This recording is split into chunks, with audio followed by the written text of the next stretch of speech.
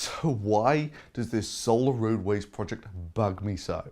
Well, there are three main reasons. The first is it's duped people out of over $2 million worth of money using bogus science. And before this, it actually managed to get about $1 million out of the Department of Transport for a project that is fundamentally unviable. That is, the Department of Transport gave almost $1 million of taxpayer money to fund a project that you can show is fundamentally unviable using a $10 coffee pot and a piece of broken asphalt. Number two, this sort of thing really does undermine the credibility of real scientists. I mean, you can see it now in, I don't know, 5 years' time. There are going to be the people who just want to smear and discredit science. You know, why should we listen to these scientists now about this global warming? I mean, these are the same people who only a few years ago were telling us that solar roadways were going to solve all of mankind's energy problems. Number three, this really does highlight just how little scientifically literate journalism there is out there. And it's shameful. I mean, you just do a quick search of this on Google and you'll find page after page after page of people just gushing over this. And it's clear that none of these people have done even the most rudimentary looking into the background of this, or even, heaven forbid, consulting a scientist. I mean, I can quite happily see how many people could be taken in by this, and that you've got to know some really quite obscure pieces of knowledge to work out why this is bogus yourself.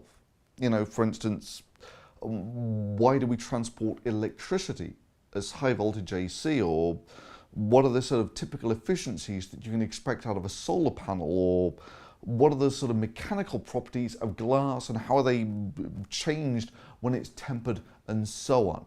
Now, those are sorts of things that, yeah, people don't really want or need to know. But I would expect the journalists to at least check these things beforehand. And then don't get me started on how many awards this thing has won, because it really does look like none of these people scrutinized this project more than, ooh, it comes in hexagons. So for instance, it won the most votes, so popular vote type thing, in General Electric's Eco-Imagination Challenge for powering the grid in 2010. In 2013, Solar Roadways was selected by their peers as a finalist in the World Technology Award for Energy.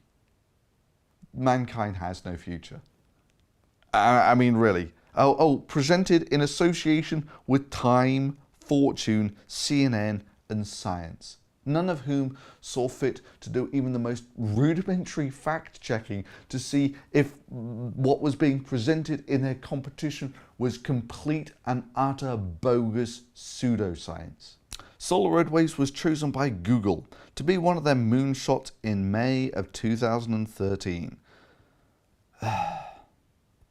And then, of course, the one that really takes the biscuit is that these people convinced the Department of Transport to give them almost $1 million of taxpayer money to fund a project that you can show is fundamentally unviable with a few back-of-the-envelope calculations that almost any scientist could do, or with a $10 coffee pot and a piece of broken asphalt.